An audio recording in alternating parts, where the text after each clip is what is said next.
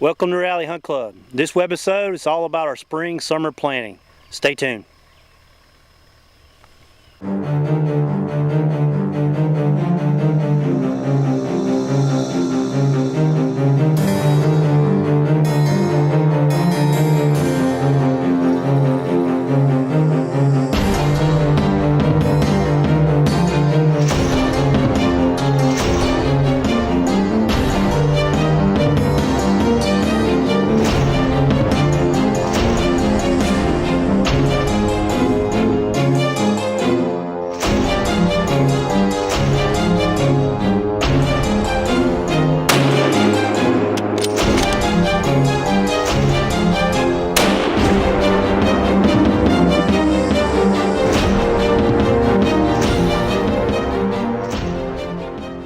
Now, back in, I think it was webisode number 3, we talked about our management plan.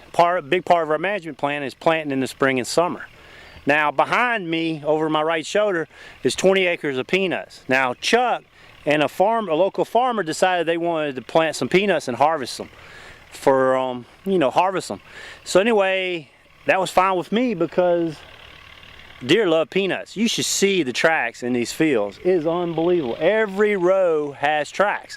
And let me show you that 20 acres right now on Google Earth as to what he planted in peanuts. All right, showing you that. Now, they broke up the ground, they turn plowed it, they put some chicken fertilizer. Let me show you some video of the truck putting chicken fertilizer. And boy, that stuff smells. It smells bad. Matter of fact, where I was videoing, the wind shifted and the poor lady that lives next door to the field, she was complaining about how bad it smelled. So we had to turn that under as quickly as possible.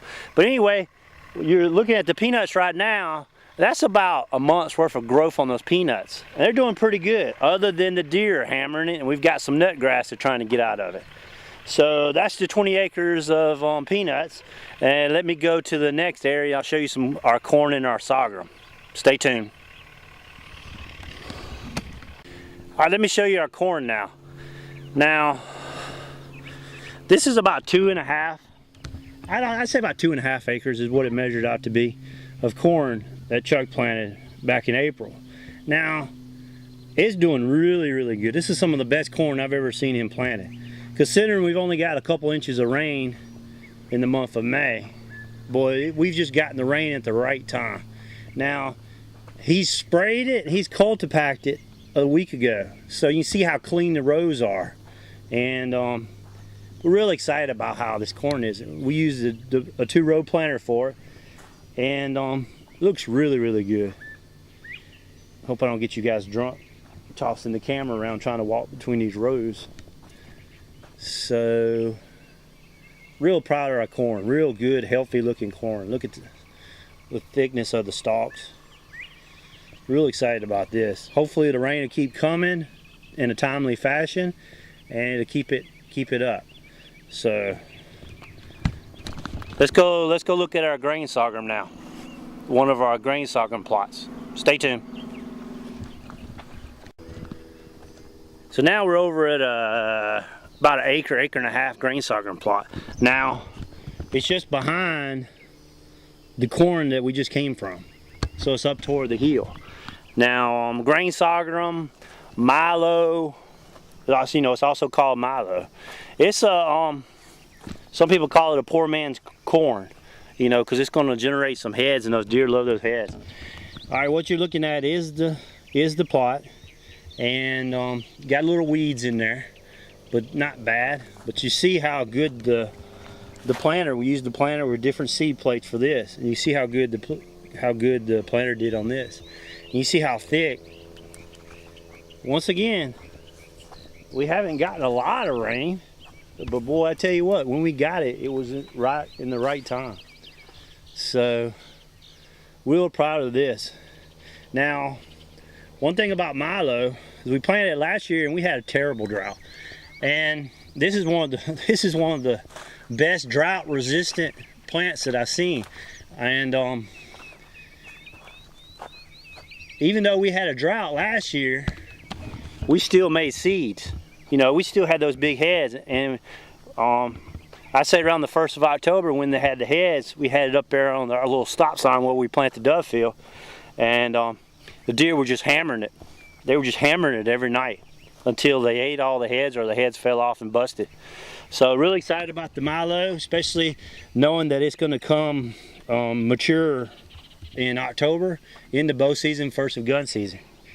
So we got one more area that we planted. I'll show you that. Okay, we're back in our last area. This is the 10-acre power line that we have. I'm showing you on the screen right now. Now, 2 weeks ago, I planted this grain sorghum, which is also called Milo. This is not quite, you know, it wasn't planted the same time as the one I just showed you, but it's doing pretty good. Let me show you this. We've got some rain on it. It's coming up really good, as you can see. And that's about 4 acres of grain sorghum. I'll show you on the screen right now. So really excited about that. Also called Milo for you guys up north, like to call it Milo. So it's coming up really good. Really happy with it. The weeds the weeds are not too bad. We're going to do a little control. We're going to spray this next weekend, and we're going to spray this next weekend to try to prevent any more. That's pretty much all we can do to it. And like I said earlier, this stuff's really drought resistant, you know, from last year. Now I'm walking down the power line heading to our last food plot. Just planted it yesterday. In the management plan we talked about planting soybeans, but we found a really good deal on some iron clay peas, and due to some budget constraints this year, we decided we were going to try iron clay peas, which iron and clay peas, also called field peas. I mean, all these different crops are called different names. So anyway, we planted this yesterday, and we got some rain in the forecast for next week, and this is on one weekend.